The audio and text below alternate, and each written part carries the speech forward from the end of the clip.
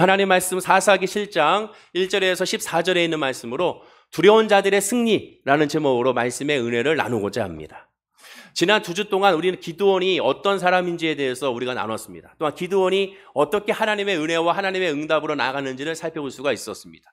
그리고 기드온의 실체적인 모습이 두려운 사람이었고 소심한 사람이었고 겁 많은 사람이었다는 사실을 우리는 계속 확인할 수가 있었고, 그 확인도 하나님을 만나기 전에도 두려워한 사람이었고 하나님을 만난 후에도 여전히 두려워했던 사람인 것을 확인할 수가 있습니다. 그렇습니다. 사람의 성품이라든가 사람의 인격은 결국 변할 수가 없습니다. 왜? 하나님이 그렇게 그릇으로 만들어 주셨기 때문에 그렇습니다. 그러나 분명한 것은 하나님의 손 안에서 그 성품과 그 인격을 하나님께서 합력하여 선을 이루어 주신다는 것이죠.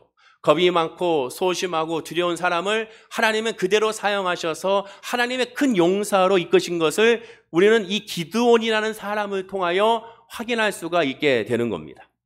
즉 기드온이 겁 많고 두려우는 그 순간에 하나님이 나타나셔서 이렇게 말씀하셨죠. 사사기 6장 12절에 큰 용사라라고 그를 부르셨고, 더군다나 14절에 이스라엘이라는 이 민족을 미디안의 손에서 구원하는 하나님의 사사, 하나님의 지도자로 이 기드온을 들어 사용하신 것을 보게 됩니다.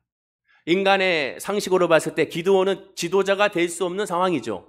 지도자로서의 그러한 배경이라든가 지도자로서의 자질은 전혀 없는 사람입니다. 그러나 하나님은 그를 용사로 삼으셨고 또한 그를 이스라엘의 지도자로 삼으신 것을 보게 됩니다.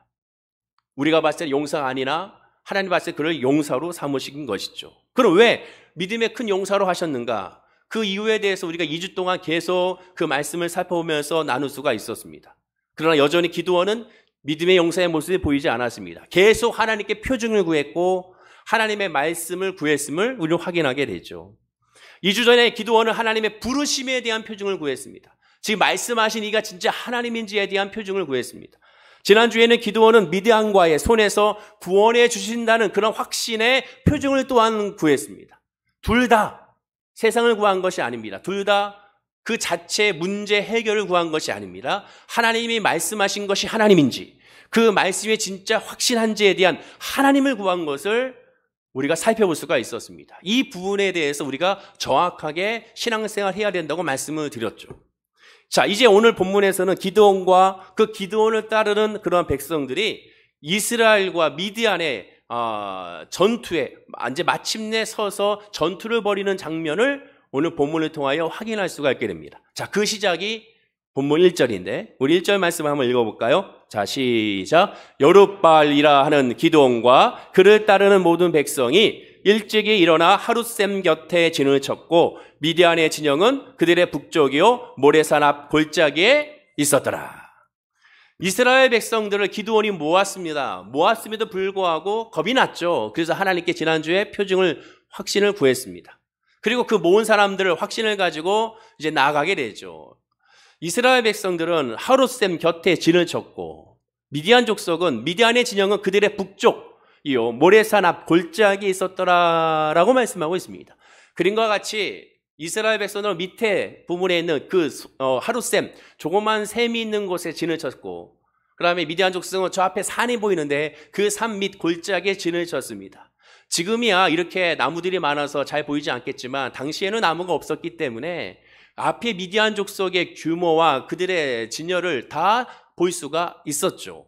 우리나라도 마찬가지입니다. 우리나라도 지금은 산에 나무가 빽빽하게 있으나 불과 6.25 때, 즉 60년대, 70년대만 하더라도 나무가 많지는 않았습니다. 조선시대는 말할 것도 없죠.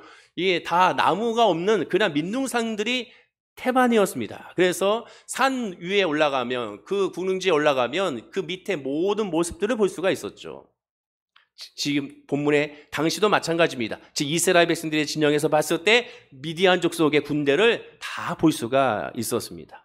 그런데 그 모인 숫자가 이스라엘의 백성들의 모인 숫자가 미디안 군대의 숫자와 도저히 비교할 수가 없습니다. 사사기 8장 10절에 보면 이때 세바와 살문나가 갈골에 있는데 동방 사람의 모든 군대 중에 칼든 자 12만 명이 죽었고 그 남은 15,000명가량은 그들을 따라와서 거기에 있더라.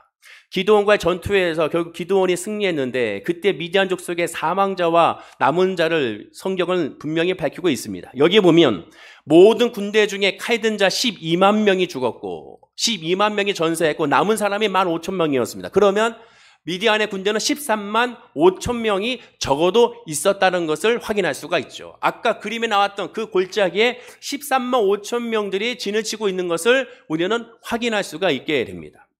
그러나 기드온이 이끄는 이스라엘 백성들의 군대는 불과 3만 2천 명에 불과했습니다.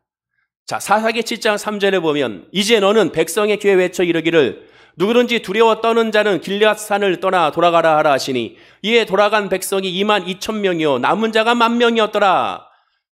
여기에 분명히 말하기를 돌아간 자가 2만 2천 명이요 남은 자가 10,000명이니까 3만 2천 명이 이스라엘 백성들의 군대였습니다. 그러나 이 말씀을 봤더니 하나님은 이 3만 2천 명에게 말합니다. 두려워 떠는 자는 가라고 말합니다. 성경에 말하죠. 누구든지 두려워 떠는 자는 돌아가라. 이에 돌아간 백성이 2만 2천이요 남은 자가 10,000명이었더라. 10,000명밖에 남지 아니하고 거기에 2만 2천 명이 그냥 이때라 가버리고 말았습니다. 그러면 미디안 대 이스라엘 백성들은 최소 4대 1의 이스라엘 백성들이 절대적인 열세입니다. 여러분 그걸 아셔야 됩니다. 지금 적군이 안 보이는 것이 아니에요. 적군의 진열과 적군의 진영과 적군의 병법과 적군의 무기 이 모든 것들이 훤히 보이고 있는 상태입니다. 그 상태에서 지금 두려워 떠는 자는 가라고 했습니다. 그러니 그 중에 10,000명만 남고 다 가버린 거예요. 두려운 사람도 가버렸습니다. 그런데 놀라운 것은 하나님은 이 기드온에게 상식적으로 이해가 되지 않는 명령을 분명히 내렸다라는 겁니다. 그 명령이 본문 2절이죠. 역시 한번 2절 말씀을 천천히 읽어보겠습니다. 자, 시작. 여호와께서 기드온에게 이르시되 너를 따르는 백성이 너무 많은즉 내가 그들의 손에 미디안 사람을 넘겨주지 아니하리니 이는 이스라엘이 나를 거슬러 스스로 자랑하기를 내 손이 나를 구원하였다 할까 아미니라. 하나님은 말씀하십니다. 3만 2천 명이 모였어요. 적군은 13만 5천 명인데 3만 2천이 모였습니다. 그럼 많은 숫자입니까? 적은 숫자입니까? 당연히 적은 숫자죠. 말도 안 되는 숫자입니다. 기가 막힌 노릇이죠. 지금 이스라엘 민족이 아주 위기에 있는데 이 나라를 구원하자고 기드온이 사람들을 전국에 보내가지고 군사를 모았고 남성들을 모았더니 3만 2천밖에 모이지 않은 겁니다. 근데 그 3만 2천 명을 향하여 하나님 말씀하시기를 너무 많다라고 말씀하고 있는 거죠. 너를 따르는 백성이 너무 많은즉 내가 그들의 손에 미디안 사람을 넘겨주지 않는다고 말씀합니다. 하나님은 아주 열세인 이스라엘 백성들 오히려 군대 숫자가 너무 많으니 돌려보내라 라고 말합니다. 자, 그러면 여러분 누구를 돌려보냈을까요? 누구를 돌려보내랍니까? 조선시대 때 임진왜란이 터졌을 때 기록에 보면 군사들이 제대로 모이지 않았습니다. 그 왜 모이지 않는지 아십니까? 그 이유가 나는 장남이라 못 가겠습니다. 나는 또 우리 어머님이 연로하시고 아버지가 연로하셔서 못 갑니다. 또는 나는 우리 집안의 가산을 책임져야 되니 못 갑니다. 나는 아프니까 못 갑니다. 나는 이래서 못 갑니다. 그래서 그래도 오라 하니까 대신 종을 보내거나 사람을 사서 돈을 쓰고 보내거나 또는 가다가 중간에 도망가거나 또한 여러 가지 모습 가운데는 안 간 사람들이 너무 많았습니다. 그러면 이 당시에도 바로 그런 모습이었을까? 돌려보내는 기준이 무엇이었을까? 성경은 분명히 돌려보내는 사람의 기준이 있죠. 이에 대한 하나님의 분명한 지시가 있습니다. 본문 3절에 분명히 말하죠. 이제 너는 백성의 귀에 외쳐 이르기를 누구든지 두려워 떠는 자는 길리앗산을 떠나 돌아가라. 돌아가라는 그 핵심은 두려워 떠는 사람입니다. 두려운 사람은 가라는 거예요. 두려운 사람은 이 자리에 남아있지 말라. 이 전쟁을 참여하지 말라. 두려운 사람은 이곳에 있을 필요가 없다. 하나님은 두려운 사람은 가라고 말씀하고 있습니다. 4배나 되는 큰 대적이 바로 앞에 눈에 보이고 있습니다. 그 진용을 보고서 그 유용을 보고서 두렵지 않은 사람이 어디에 있겠습니까? 당연히 두려울 수밖에 없죠. 이에 돌아간 백성이 그 말에 떨어지자마자 2만 2천 명이 돌아갔습니다. 무려 3분의 2가 넘는 사람들이 돌아갔습니다. 자연스러운 현상이라고 할 수가 있습니다. 그럼 왜 이렇게 하셨는가? 왜 그들을 돌려보내셨는가? 성경에 답이 다 있죠. 본문 2절에 분명히 말합니다. 여호와께서 기드온에게 이르시되 너를 따르는 백성이 너무 많은즉 내가 그들의 손에 미디안 사람을 넘겨주지 아니하리니. 첫째 이유는 뭡니까? 그들의 손에 미디안 사람을 넘겨주지 아니하니. 두려워하는 자에게 미디안 사람의 승리를 주지 아니하리니. 그 이유의 핵심은 이는 이스라엘의 나를 거슬러 스스로 자랑하기를 내 손이 나를 구원하였다 할까 함이라. 분명한 이유가 나옵니다. 왜 그렇게 하셨습니까? 다 함께 읽어볼까요? 자, 시작. 이는 이스라엘이 나를 거슬러 스스로 자랑하기를 내 손이 나를 구원하였다 할까 함이니라. 바로 이거죠. 하나님이 원하는 사람은 하나님 중심의 사람입니다. 내가 아니요 하나님의 크신 은혜로다. 처음부터 끝까지 은혜. 하나님께서 하셨다. 내가 한 것이 아무것도 없다라고 고백하는 사람을 하나님은 사용하기 원하시고 그 사람에게 하나님은 복을 주시는 거예요. 만약에 여기서 승리하게 되면 내가 용맹해서 내가 전투기술이 좋아서 내가 지혜랑 지략이 있어서 자기의 무용담을 자랑할 수가 있습니다. 그러나 하나님 원하시는 건 자기의 무용담이 아니라 하나님을 간증하는 것이죠. 제가 늘 강조하잖아요. 간증은 내 질병의 치료를 간증하는 것이 아니라 내 문제 해결을 간증하는 것이 아니라 간증은 그로 말미암아 하나님의 놀라운 은혜를 간증하는 것. 그 은혜의 핵심은 죄사함이고 하나님을 깨달아 회개하는 것이며 그로 말미암아 이로 말미암아 이 질병으로 말미암아 이 문제로 말미암아 내가 어떻게 변화됐는지를 고백하고 선포하는 것이 간증입니다. 이로 말미암아 잘 먹고 잘 살았고 회복이 됐고 거기서 끝나는 것이 아니라 그로 말미암아 내가 어떻게 변화됐는지 어떻게 거듭났는지 그로 말미암아 나의 사고방식과 나의 모든 행동이 어떻게 달라졌는지를 선포하고 고백하는 것이 그것이 간증이에요. 그리고 그 간증의 핵심은 이것이 나의 간증이요 이것이 나의 찬송일세 예수 그리스도를 간증하는 겁니다.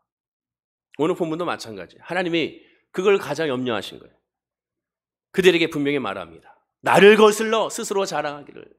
하나님을 높이는 것이 아니라 자기를 높이는 거예요. 여러분 간증을 제가 늘 강조하잖아요. 간증 한번 들어보세요. 솔직히 하나님을 높이는 간증이 많은 줄 아십니까? 하나님을 높이는 것 같으나 결국 자기를 드러내는 거예요.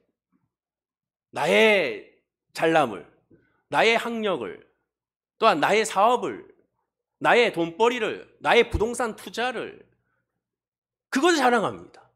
그 앉아있는 사람들이 부러워하는 건 뭡니까? 나도 저렇게 잘 됐으면 좋겠는데, 나도 저렇게 돈 좀 벌었으면 좋겠는데, 나도 저렇게 좀 형통했으면 좋겠는데, 그 간증을 들으면서 나도 예수를 만나야 되는데, 나도 하나님을 만나야 되는데, 내 자녀도 하나님을 만나야 되는데, 이게 돼야 되는데, 하나님을 만나야 되는 데가 아니라 저렇게 돼야 되는데, 그게 뭡니까? 이것이 나의 간증이 아닌, 예수가 나의 간증이 아닌 것이 되는 거예요. 하나님이 그것을 지적하고 있는 겁니다. 분명히 성경을 보십시오. 하나님은 하나님을 믿고 최선을 다해 싸우라고 하지 않았습니다, 여러분. 믿음이 좋은 것은요, 무조건 부딪히는 것이 아니에요. 할 수 있다 하면 된다고 무조건 나가는 것이 아닙니다. 전진 앞으로가 아니에요. 하나님을 바라보는 것이 그것이 믿음이고 하나님을 향한 전진 앞으로지 문제를 향한 전진 앞으로가 아닙니다. 하나님은 오히려 하나님 믿고 최선을 다해 싸우라고 하지 아니하고 오히려 믿지 못할 자는 지금이나 당장 돌아가라는 거예요. 하나님에 대한 믿음이 없다면 돌아가라는 겁니다. 왜? 하나님을 믿는 믿음이 믿음이기 때문에 그렇습니다. 나의 힘이 아닌 하나님의 힘을 믿는 것이 믿음이기 때문에 그렇습니다. 그것이 믿음의 능력이고 믿음의 은혜고 믿음의 역사예요.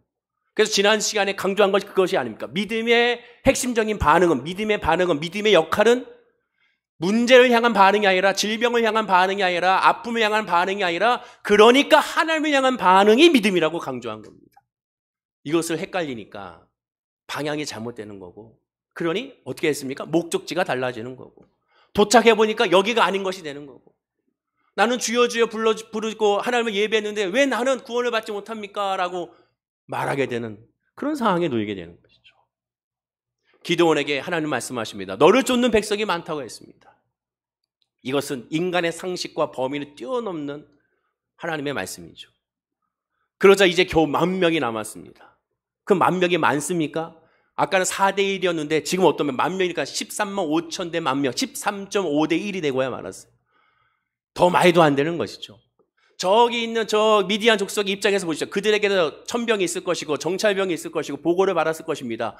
저 이스라엘 족속이 세상에 32,000명이 있었는데 이제 10,000명밖에 남지 않았습니다.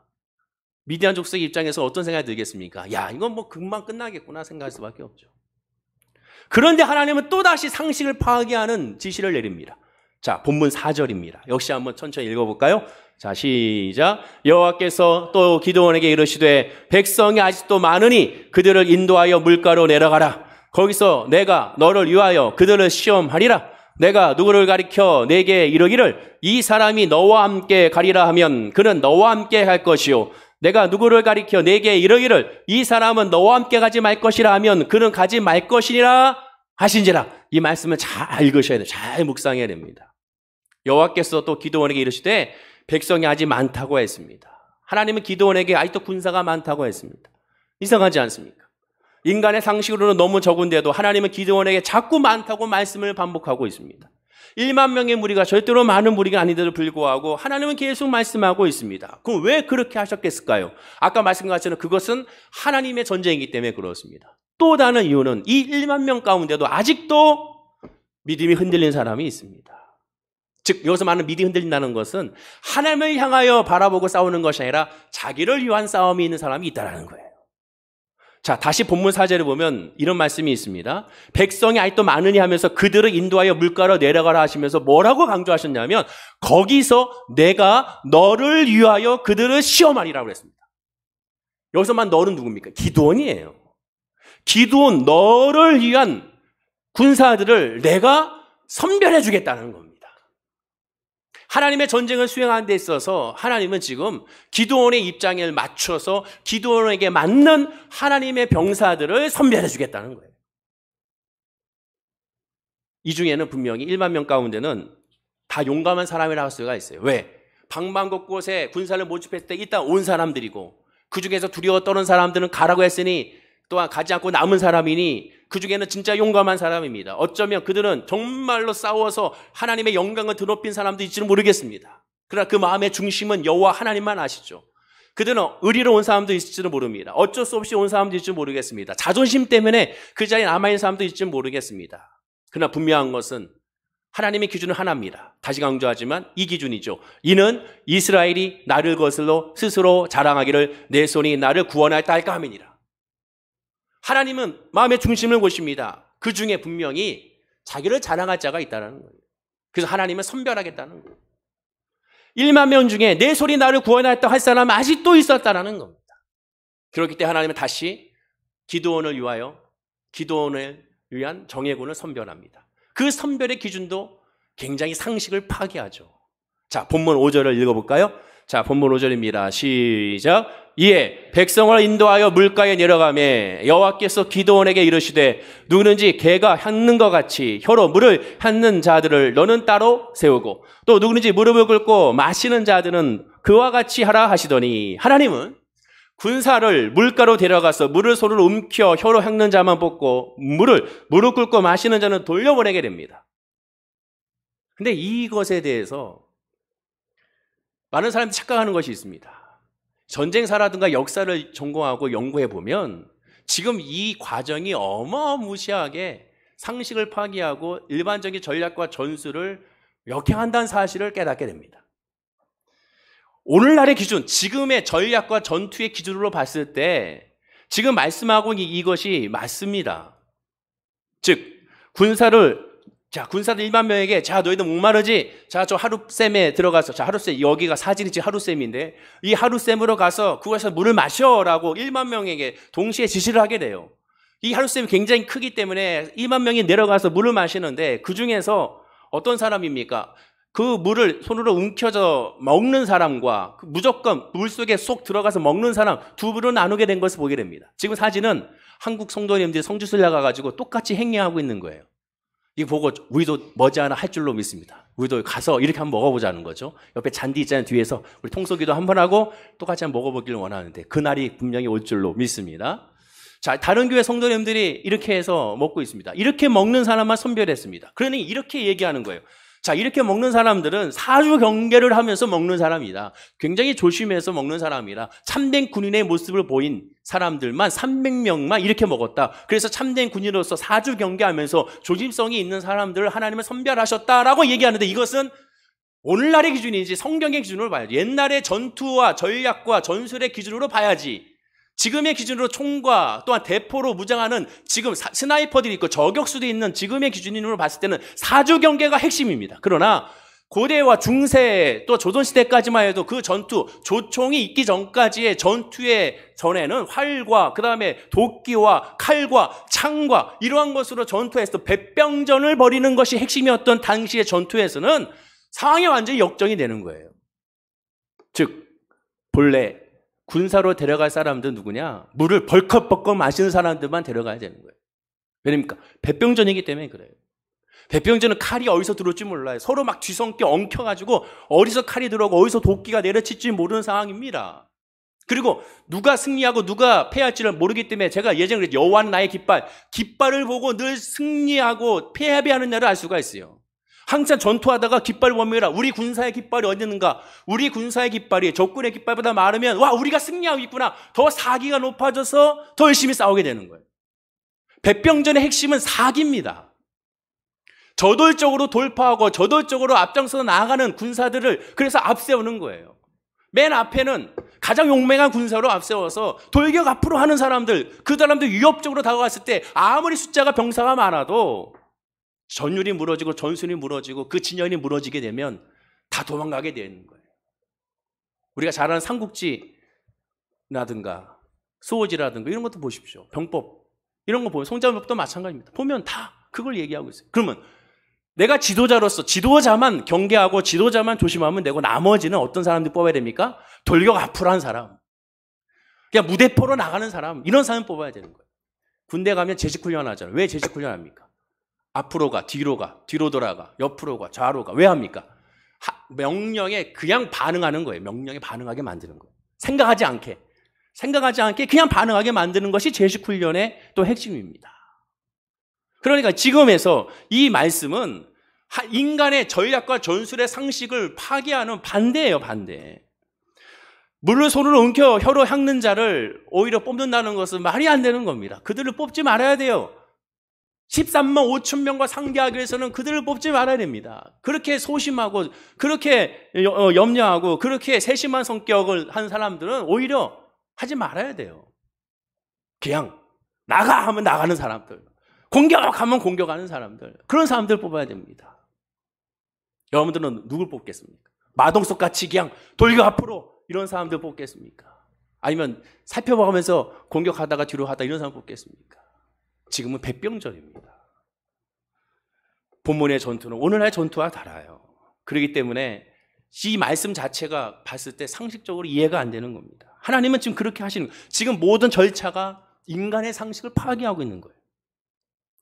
이들은 어쩌면 돌아가라 했을 때도 남은 그 10,000명 가운데 이 300명은 여전히 남들이 눈치가 보여서 그래도 내가 뭔가 해야지 하고 진짜 하나님을 의지한다고 하면서 싸운다고 하면서 여전히 소심한 사람들이라 할 수 있어요. 그렇다면 하나님은 지금 어떤 사람들을 가려서 뽑은 것이냐? 염려하고 소심한 사람들, 그 중에서도 소심한 사람들만 뽑은 거예요. 왜? 아까 그랬잖아요. 너를 위하여 그랬어요. 너를 위하여. 너의 병사를 뽑겠다고 그랬어요. 지도자에게 맞는 사람을 뽑은 거예요. 그리고 지도자와 맞는 사람들이 했을 때 그 무리와 그 공동체는 더 시너지 효과가 있게 되는 겁니다. 두려움의 대장 기드온과 두려움의 군사와 함께 했을 때 승리할 수가 있는 거예요. 본문 6절을 보십시오. 다시 한번 읽어볼까요? 자, 6절입니다. 시작. 손으로 움켜 입에 대고 핥는 자의 수는 300명이요. 그 외에 백성은 다 무릎을 꿇고 물을 마신지라. 손으로 움켜 입고 대고 핥는 자의 수는 300명밖에 없어요. 왜 300명밖에 없을까? 대다수 지금까지 선별해서 온 사람은 진짜 용맹한 사람들입니다. 진짜 용사들인 거예요. 근데 그 사람들 다 돌려보냈습니다. 하나님은 하나님의 전투를 하기는 원하시고, 하나님은 하나님을 바라보는 사람과 함께하기 원하시고, 하나님은 자기를 낮추고 하나님을 높이는 사람을 원하십니다. 그렇습니다. 하나님은 항상 하나님 중심으로 승리하기 원하세요. 여호수아를 보십시오. 여호수아를 중심으로 한 여리고성 전투도 마찬가지지 않습니까? 하나님 중심, 하나님 말씀 중심, 그 상식 파괴적인 그러한 하나님의 명령에 순종하는 사람들 하나님이 들어 사용하시죠. 본문의 이 미디안 전투도 하나님의 전쟁이라는 사실을 그들에게 보이신 것입니다. 인간의 상식으로는 도저히 이길 수가 없는 전투예요. 행할 수 없는 전투입니다. 말도 안 되는 것입니다. 당연히 전투의 방식도 여리고성의 전투와 마찬가지로 인간의 상식을 파괴합니다. 자, 그러면 이 300명을 가지고 어떻게 하나님 전투하셨을까요? 성경 본문 16절에 하나님의 지시를 보십시오. 한번 읽어볼까요? 자, 시작. 300명을 세대로 나누어 각 손에 나팔과 빈 항아리를 들리고 항아리 안에는 횃불을 감추게 하고. 자, 기드온과 이 300명의 용사를 용사하면 뭐가 있어야 됩니까? 무장하고 무기가 있어야죠. 자, 이들의 무기가 뭡니까? 하나님이 이들에게 무엇을 손에 쥐어 주었습니까? 세 가지죠. 나팔, 그 다음에 빈 항아리, 횃불. 여러분 이게 무기입니까? 용사의 무기인가요? 역시 또 상식을 파괴합니다. 300명의 정예병을 뽑았습니다. 그러면 이 300명의 정예병에 쥐어질 무기는 정말 제대로 된 무기를 쥐어줘야죠. 근데 하나님은 그들에게 칼을 쥐어주고 있지 않습니다. 그들에게 활을 쥐어주고 있지 않습니다. 물맷돌을 쥐어주고 있지 않습니다. 그들에게 나팔을 쥐어줍니다. 빈 항아리를 쥐어줍니다. 횃불을 쥐어줍니다. 받아든 그들은 무슨 생각을 했을까요? 아마 300명 빼놓고 700명은 이거 받자마자 분명히 그랬을 거예요. 왜 우리에게 무기를 주지 않습니까? 난 나가서 싸워야 되는데. 근데 이 300명은 아무 소리 하지 않습니다. 그냥 받아듭니다. 우리의 무기는 이 세상에 있는 것이 아닙니다. 하나님의 전투의 무기는 이 세상 것이 아니에요. 이 세상의 상식이 아니고 이성이 아닙니다. 이 세상의 지성이 아니에요. 진짜 우리 무기는 따로 있습니다. 하나님이 이들에게 주신 무기는 따로 있었습니다. 자, 본문 14절을 보십시오. 본문 14절 읽어보겠습니다. 시작. 그의 친구가 대답하여 이르되 이는 다른 것이 아니라 이스라엘 사람 요아스의 아들 기드온의 칼이라. 하나님이 미디안과 그 모든 진영을 그의 손에 넘겨주셨느니라 하더라. 여러분 기드온의 칼이 뭡니까? 하나님의 말씀이에요. 말씀. 그 말씀이 뭡니까? 하나님이 미디안과 그의 진영을 그의 손에 넘겨주셨다는 약속의 말씀이 기드온의 칼이자 그것이 무기라는 것이죠. 그게 무기예요. 말씀이 무기예요. 사도 바울도 전신갑주를 취하라고 했을 때 전신갑주의 대부분은 다 방어 무기지만 공격할 수 있는 무기는 하나 설명했고 그것을 가져야 했는데 그 무기가 에베소서 6장 17절입니다. 역시 읽어보겠습니다. 시작. 구원의 투구와 성령의 검, 곧 하나님의 말씀을 가지라. 하나님의 말씀이 검입니다. 검. 기드온의 칼은 하나님의 약속의 말씀이에요. 이기리라. 네 손에 쥐어주리라. 반드시 승리하리라. 그게 우리의 무기입니다. 그 무기를 받아야죠. 그 무기를. 그러니까 하나님의 말씀의 무기가 핵심인데 그 무기를 받지 않고 계속 세상적인 것으로 나가려고 하니까 그러니 승리가 안 되고 그러니 무너지게 되는 거죠. 그런데 놀랍게도 이 약속의 무기인 말씀을 기드온에게도 직접 주셨고 그런데도 기드온이 흔들리자 기드온의 다른 사람을 통하여 또다시 약속의 말씀을 또다시 주셨습니다. 계속 주십니다. 왜 그렇습니까? 기드온이 여전히 두려워하기 때문에 그렇습니다. 예수 믿어도 여전히 두렵고 하나님을 믿어도 열심히 두렵고 예배드려도 열심히 두렵습니다. 그 두려움에 대해서 왜 그럴까 생각하지 마십시오. 당연한 겁니다. 당연해요. 코로나19로 말하면 두려운 거 당연합니다. 질병으로 말하면 두려움 당연한 거예요. 당연한 겁니다. 하나님은 이 소심한 기드온을 위하여 얼마나 세심하게 배려한지 아십니까? 하나님은 지금 오늘 본문에 이르기까지 하나님은 지금 몇 번이나 기드온을 안심시키고 확신을 주셨는지 아십니까? 제가 세어봤더니 기드온이 하나님께 구한 표징만 5번입니다. 5번의 표징을 하나님께 구했어요. 그리고 하나님께서 기드온에게 말씀으로 확신한 것만 무려 6번입니다. 오늘 본문에 이르기까지 이 짧은 이 장수에서 절에서 무려 5번의 표징을 그에게 보이시고 6번으로 말미암아 말씀 확신을 그에게 주셨습니다. 그런데도 불구하고 기드온은 여전히 흔들리고 있습니다. 그것이 우리의 모습입니다. 그러나 이 기드온에게는 장점이 하나 있습니다. 무엇입니까? 그렇기 때문에 하나님을 구한 겁니다. 계속 하나님을 구한 겁니다. 나는 모르겠습니다. 그러니 계속 하나님을 구한 겁니다. 포기하지 않고 하나님께 구했어요. 그러니까 하나님이 그것에 대해서 노하지 않으신 거예요. 왜 너는 계속 나에게 표징을 구하니? 왜 계속 나에게 확신을 구하니? 왜 너는 계속 나에게 말씀을 구하니? 하나님은 그것에 대해서 뭘 하지 않습니다. 왜? 그게 당연하니까요. 우리가 예배하는 이유는 뭐예요? 하나님의 말씀을 구하는 거고 하나님의 표징을 구하는 것이 예배입니다. 왜 우리가 이 시간에 저의 말씀을 듣습니까? 하나님의 말씀을 저를 통하여 듣기를 원하는 거예요. 하나님 말씀은 없어서.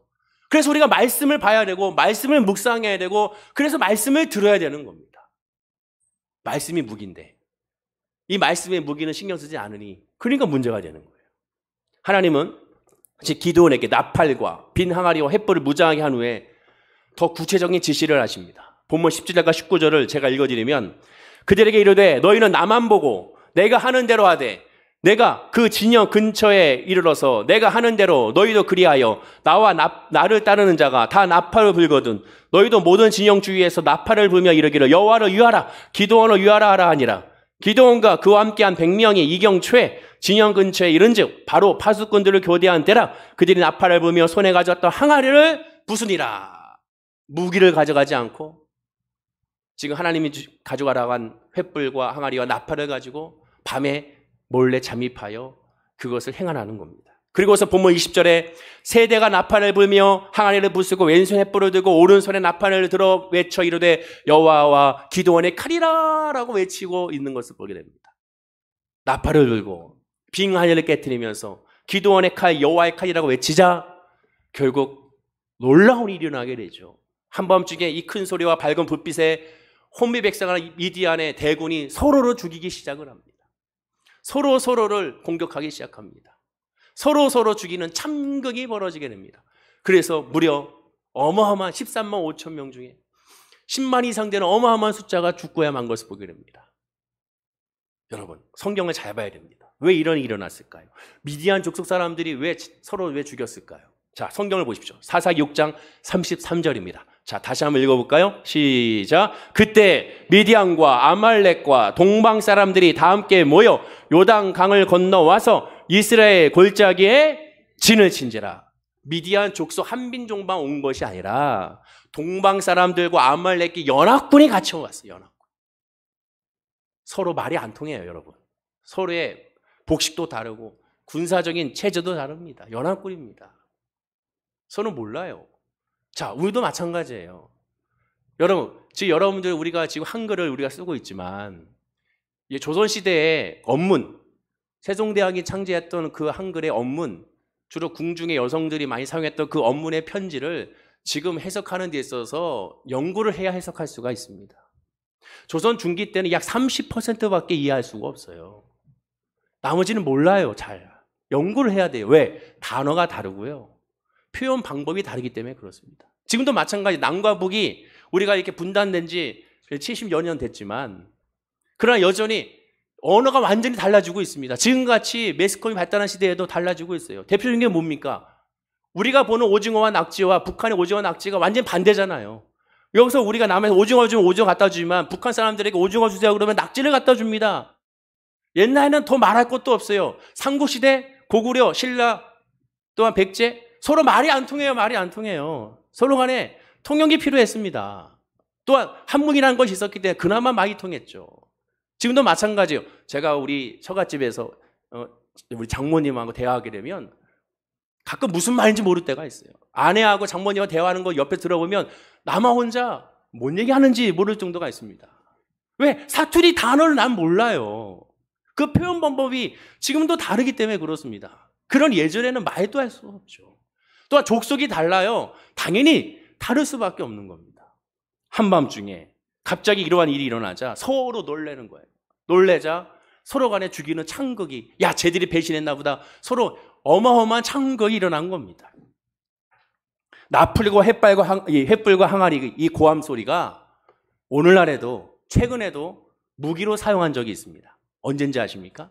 6.25 때 중공군 우리 이제 지금 예전에는 지금 중국군이 아니지만 예전에 중공군이었어요. 중공군이 서도로 왔을 때 미 1사단 해병대와 2사단 해병대가 이 중공군을 말미암아 패퇴하여 후퇴를 하게 되죠. 함흥까지 밀려나가게 됩니다. 특히 군우리 전투에서 그들은 어떻게 공격했냐면 낮에는 숨어 있다가 밤에는 이동하는데 밤에 공격할 때 나팔 소리와 꽹과리 소리로 제일 먼저 소리를 일으킨 다음에 그 다음에 횃불로 여기저기 불을 밝히게 되고 그러면 그 횃불을 향하여 이 미군들이 총을 쏘게 되면 거기서 공격하는 것이 아니라 다른 곳에서 우르르 몰려오게 되고 그 우르르 몰려오는 곳에다가 포를 쏘서 성강을 찌우면 마치 그 참전용사가 말하는 것처럼 오늘날의 좀비들이 공격해오는 것처럼 어마어마한 수가 공격하는 모습에 두려워 떤다고 말하고 있습니다. 지금도 그 생각하면 눈물 흘리고 말하다가 말을 읽지 못하는 그 미군들의 참전용사의 말을 들 수가 있죠. 나팔 소리, 그 다음에 횃불, 꽹과리 소리, 쨍그랑하는 소리 이런 소리들로 말미암아 사기가 완전히 꺾이는 것을 보게 돼요. 이 기드온의 이 공격을 보십시오. 이 공격은 오늘날에까지도 이어졌던 공격인 것을 보게 돼요.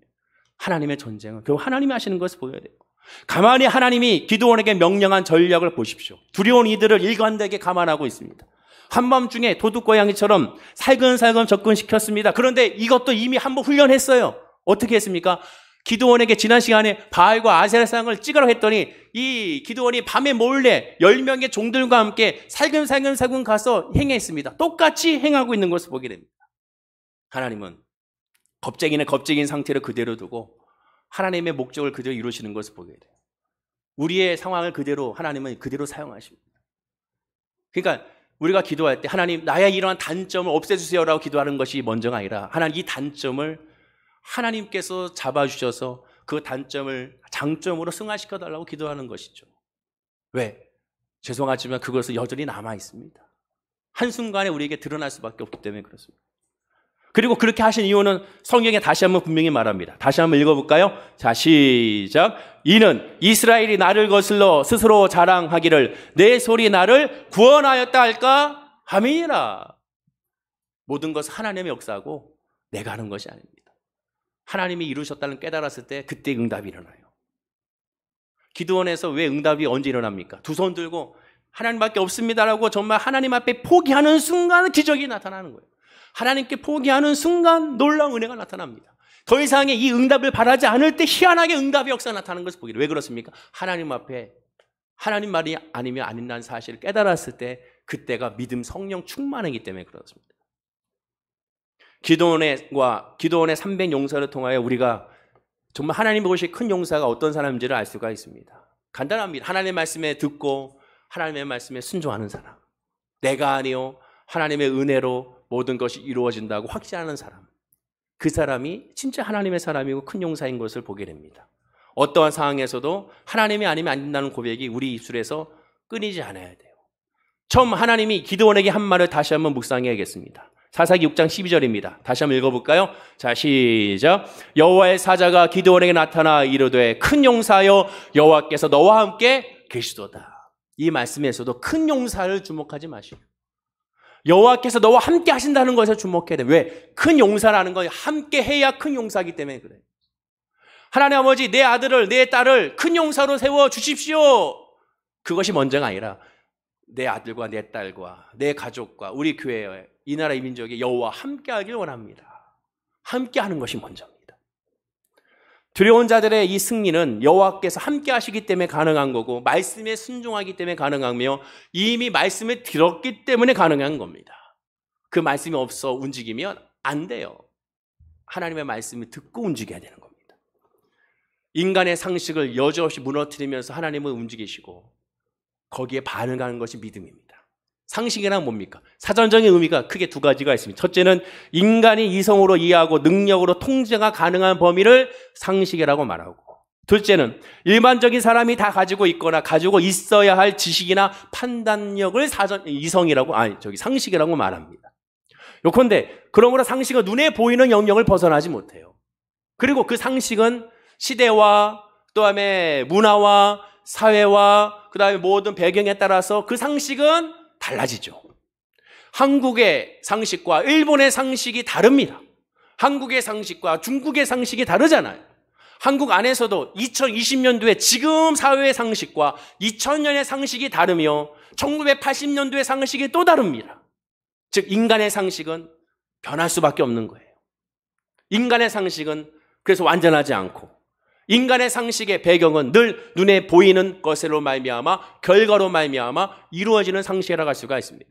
그러나 하나님 앞의 상식은 하나님 중심이죠. 그래서 믿음의 상식을 이렇게 말합니다. 히브리서 11장 1절입니다. 한번 읽어보겠습니다. 시작. 믿음은 바라는 것들의 실상이요 보이지 않는 것들의 증거니. 하나님의 말씀을 믿고 나아가는 거죠. 하나님의 말씀을 믿고 행하는 겁니다. 그리고 만약에 그 믿음이 없다면 기드온같이 하나님께 구해야 되는 거예요. 구해야 되는 거예요. 만약에 기드온이 하나님 난 아직도 확신이 없습니다 했으면 하나님이 또 표징을 주셨고 또 응답을 주셨을 것입니다. 그럼 그 사이에 이미 미디안 족속들이 그 연합군이 쳐들어오지 않을까요? 절대로 쳐들어오지 않지. 왜? 하나님이 때가 안 됐으니까. 하나님이 기드온을 아직 사용하지 않으시니까. 여전히 그들은 머물러 있을 것입니다. 즉 우리만 조급하지 하나님은 절대 조급하지 않는 분이라는 거죠. 하나님은 인생이 아니시니 시건치 아니하시고 실수가 없다고 분명히 성경은 말씀하고 있지 않습니까? 그러니까 하나님을 바라보는 것이 믿음입니다. 그리고 그 믿음은 하나님의 말씀으로 인간의 상식을 깨트리는 작업이죠. 그렇다고 오해하지 마십시오. 인간의 상식을 깨트린다고 인간의 상식을 무시하는 것이 아니라 인간의 상식을 포용하고 덮는 겁니다. 그 상식을 뛰어넘는 거예요. 한 교회 목사님이 예배에 나오면 코로나19에 다 치료받는다고 예배 나오라고 했다고 하는데 그게 뭡니까? 인간의 상식을 그것은 깨트려서 무시하는 겁니다.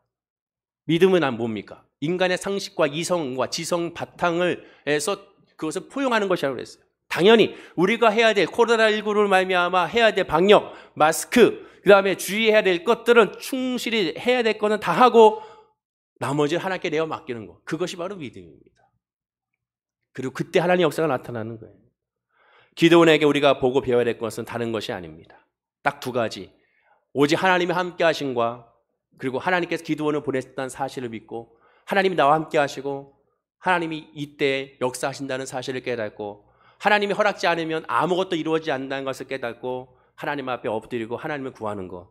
그것이 우리가 지금 해야 될 믿음의 모습이고 그때 하나님의 역사가 이루어진다는 사실을 고백해야 될 줄로 믿습니다.